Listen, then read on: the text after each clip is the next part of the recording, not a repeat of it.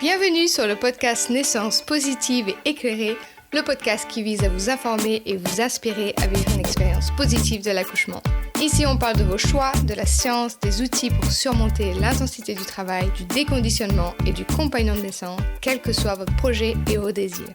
Je suis Laura Aimée-Louise, votre hôte, ancienne ingénieure docteur en Formule 1. Je lâche tout et me forme à l'hypnobirthing à Londres à la fin de ma première grossesse. Une évidence pour moi, je décide de me consacrer à aider les femmes à être informées et préparées pour cette transformation fabuleuse.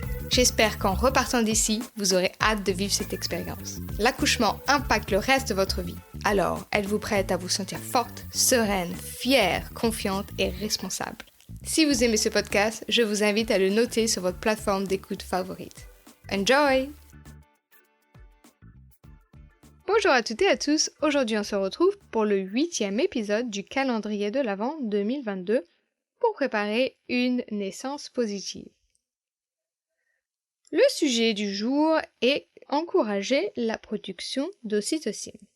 Si vous avez déjà écouté certains épisodes, notamment ceux sur les hormones, vous savez sûrement pourquoi est-ce qu'on veut augmenter sa production d'ocytocine. Mais sinon, je vais vous dire juste un mot.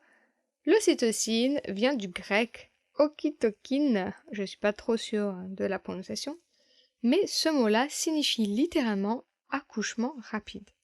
Donc on voit bien que si on a envie d'avoir une expérience qui se passe bien et qui se passe relativement rapidement, j'entends par là un travail qui ne s'arrête pas ou qui ne ralentit pas, on a besoin de produire de l'ocytocine.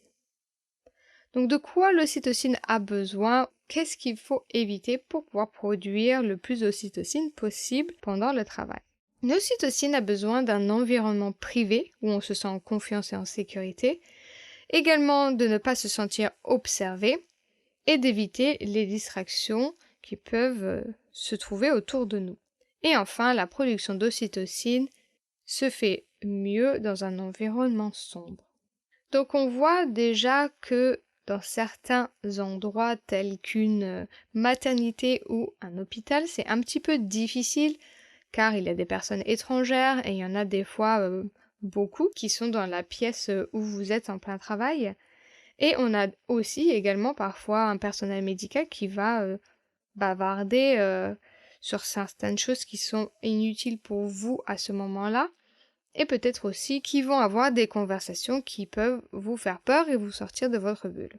On verra dans l'épisode sur comment préparer son environnement, comment est-ce qu'on peut éviter un peu ces choses-là et qu'est-ce qu'on peut mettre en place dans ces infrastructures pour être sûr d'augmenter sa production d'ocytocine au lieu de la réduire.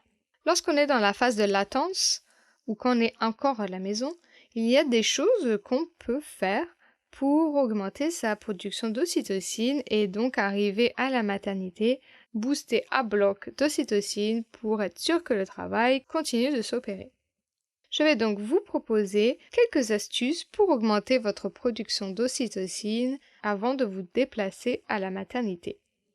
Vous pouvez par exemple prendre un bain chaud avec des bougies et peut-être un diffuseur d'huiles essentielles.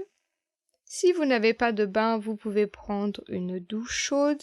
Ça vous fera aussi du bien au niveau du dos et du ventre pendant les contractions. Vous pouvez également écouter de la musique qui vous plaît, danser, bouger, etc. avec votre partenaire. En parlant du partenaire, avoir une sorte d'intimité, des bisous, des câlins, des massages, avoir des personnes que vous aimez autour de vous, peut-être d'autres enfants, passer de bons moments avec eux avant de partir. La stimulation des mamelons également est connue pour augmenter la production d'ocytocine et parfois même de déclencher le travail. Et enfin, vous pouvez manger des choses que vous aimez, qui vous font plaisir, et regarder des films et des séries qui vous font rire, qui vous font du bien, car quand on rigole, quand on se sent bien, on produit de l'ocytocine.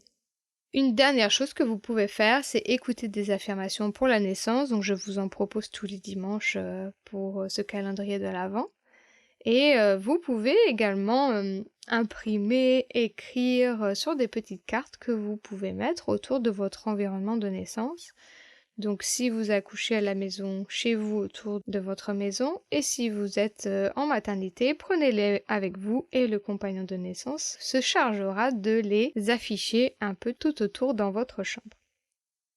Donc voilà, ce mini-épisode très rapide sur quelques petites astuces, comment augmenter sa production d'ocytocine. On se rappelle que l'ocytocine, l'hormone de l'amour, donc quand on se sent bien, quand on rigole, quand on fait des choses que l'on aime, on en produira et c'est tout ce qu'on a envie vraiment à la fin de sa grossesse. Car qui dit production d'ocytocine dit contraction efficace et donc travail plus efficace qui aura moins tendance à s'arrêter ou à ralentir. J'espère que ces astuces pourront vous aider à faire en sorte d'avoir un travail efficace et qui dure moins longtemps. Je vous retrouve demain pour un nouvel épisode du calendrier de l'Avent sur les dates prévues d'accouchement. Il y a plein de choses à dire. Je vous souhaite une super belle journée et je vous dis à demain. Bye!